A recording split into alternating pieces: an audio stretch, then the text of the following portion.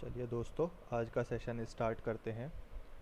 जैसा कि हम पढ़ रहे हैं कि एक बिज़नेस जो होता है वो एक लाइफ साइकिल में काम करता है और ये लाइफ साइकिल 4 फेजेस या 4 स्टेजेस में काम करती है।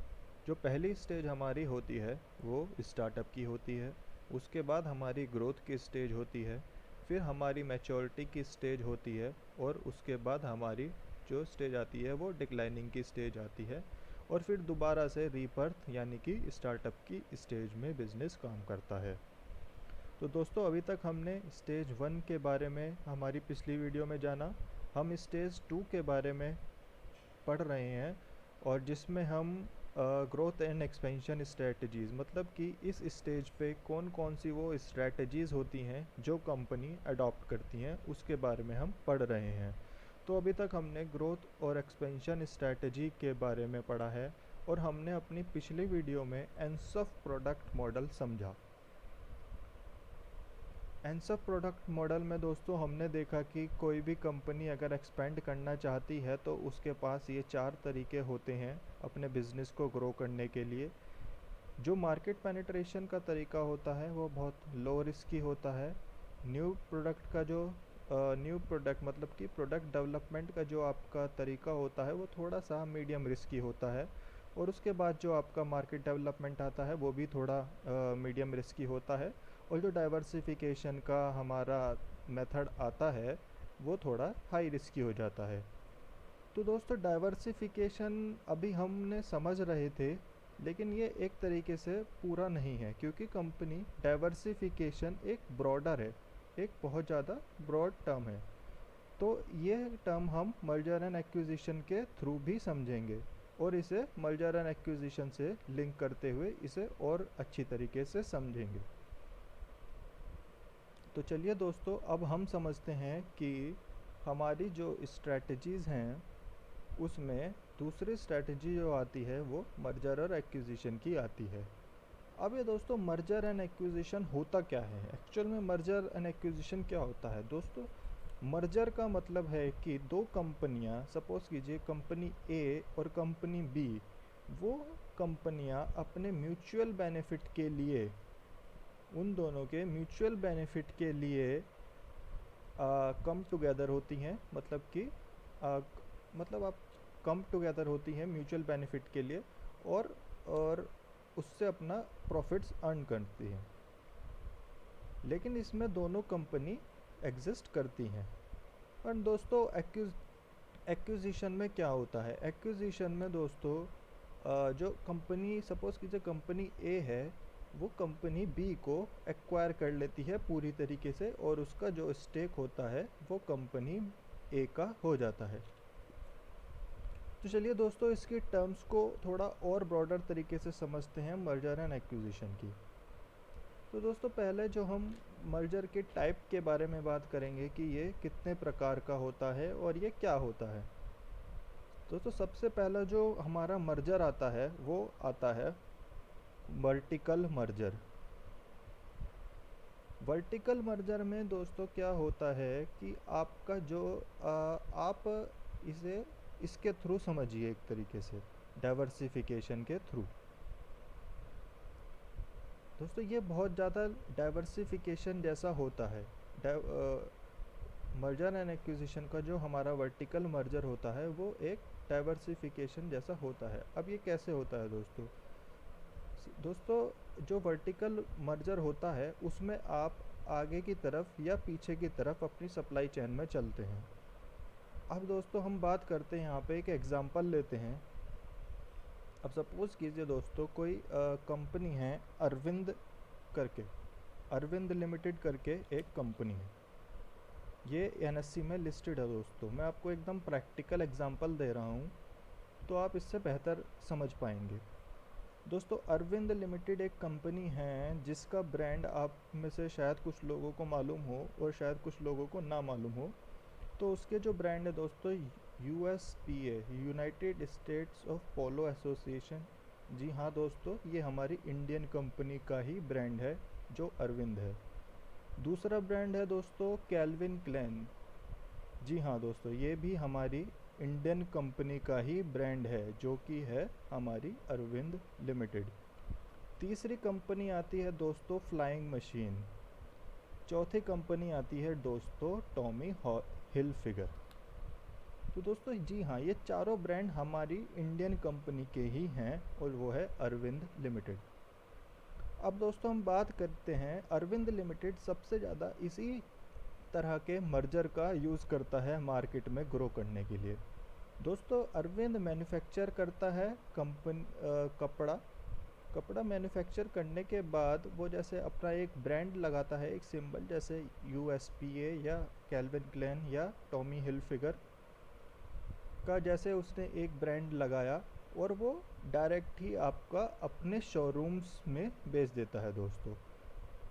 दोस्तों यहाँ पे अरविंद लिमिटेड मैन्युफैक्चर करता है और यहाँ पर वो डायरेक्ट कंज्यूमर तक अपना प्रोडक्ट अवेलेबल करा देता है। तो मतलब कि वो अपने सप्लाई चेन में आगे की तरफ जाता है। दोस्तों ये एक ग्रोथ स्ट्रेटेजी है जहाँ पे कंपनी डायरेक्ट अपने कंज्यूमर के पास जा रही है और वहाँ पर जाकर वो अपनी सर्विसेज देता है। ऐसे ही दोस्तों अगर अरविंद लिमिटेड पीछे की तरफ अपनी सप्लाई चेन में जाता है, पीछे की तरफ से मतलब दोस्तों जैसे जो कपड़ा मैन्युफैक्चर होता है वो कॉटन से होता है और कॉटन बनता है कॉटन सीड से। अगर अरविंद लिमिटेड पीछे की तरफ किसी मील के साथ टाई अप करता है, जैसे सपोज़ कीजिए दोस्तों KPR मील है, अगर अरविंद लिमिटेड पीछे की तरफ KPR मील से जाकर टाई अप करता है कॉटन की सीड के लिए, तो वो अपने प्रोडक्ट लाइन में पीछे की तरफ जा रहा है और वो इस तरह का कहलाएगा वर्टिकल डाइवर्सिफिकेशन, लेकिन बैकवर्ड साइड में। तो दोस्तों ये दोनों ही एक तरीके के ग्रोथ के लिए अच्छे होते हैं किसी भी कंपनी के लिए। तो अरविंद जो फोकस करता है वो फॉरवर्ड इंटीग्रेशन पे करता है, जो वो मर्जर के थ्रू करता है।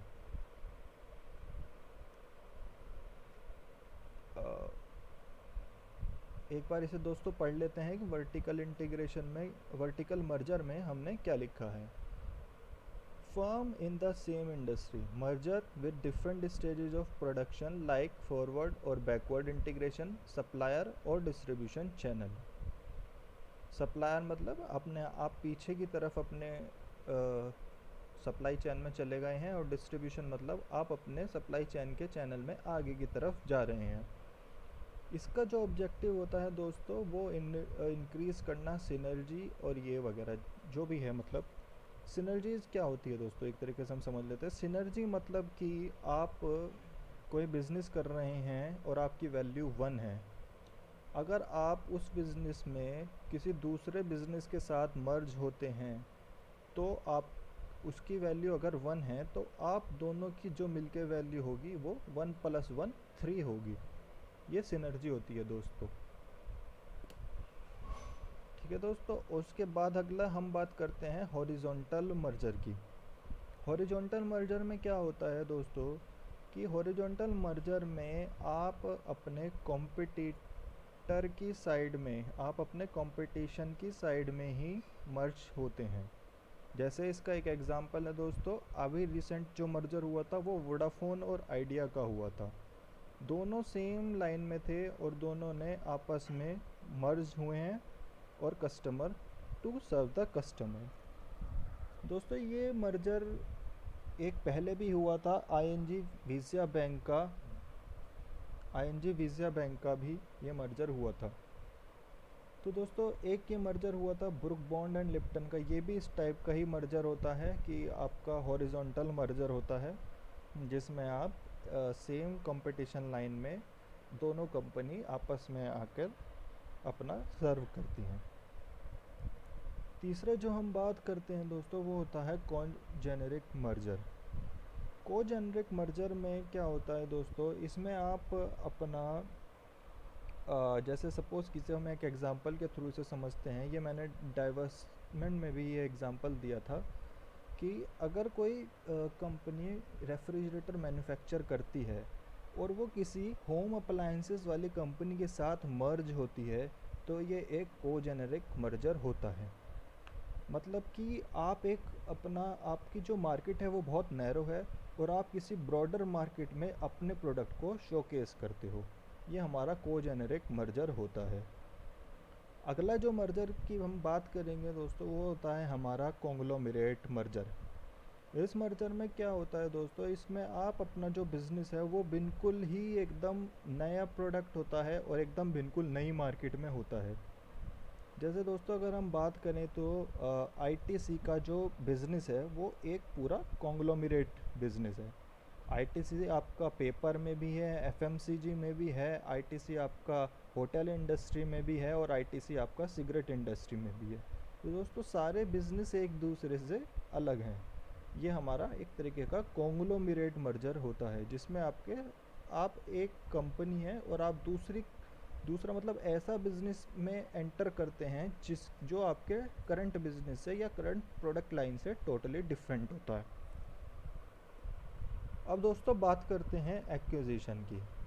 एक्विजिशन में दोस्तों हमारे पास 5 तरीके के टाइप्स होते हैं और वो उसमें जो हमारा पहला टाइप है वो होता है वैल्यू क्रिएशन का। वैल्यू क्रिएशन में क्या होता है दोस्तों, वैल्यू क्रिएशन में सपोज़ कीजिए कि मैं इसे एक एग्ज़ाम्पल के द्वारा आपको समझाता हूँ। जैसे एक कंपनी है, कंपनी ए, वो बहुत अच्छी और गुड प्रॉफिट मेकिंग कंपनी है। एक कंपनी है, कंपनी बी, जो लॉस मेकिंग कंपनी है। अब कंपनी बी लॉस मेकिंग क्यों है? कंपनी बी लॉस मेकिंग क्यों है? क्योंकि उसका जो मैनेजमेंट है वो इतना सफिशेंट नहीं है कि वो कंपनी बी को चला पा रहा है या उसे उस बिज़नेस की इतनी नॉलेज नहीं है। लेकिन जो कंपनी ए है, जो कंपनी ए का मैनेजमेंट है उसे लगता है कि कंपनी बी का जो बिज़नेस है वो अच्छा है, लेकिन जो मैनेजमेंट है वो इतना सफिशेंट नहीं है कि वो इस बिज़नेस को रन कर पाए।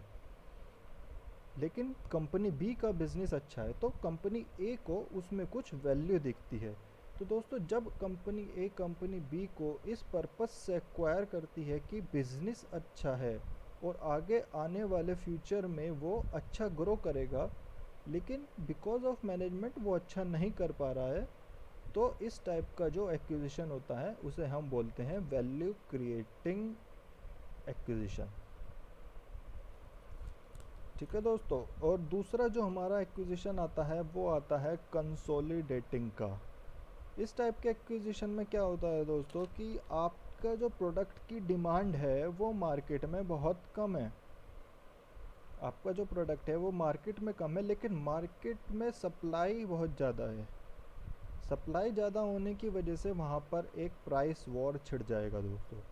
अब इस प्राइस वार को कम करने के लिए या इस प्राइस वार को ख़त्म करने के लिए आपका इस टाइप का एक्विजिशन होता है जिससे आप सप्लाई को थोड़ा कंसोलिडेट कर सकें। इसमें सिर्फ लीडर ही रह जाते हैं।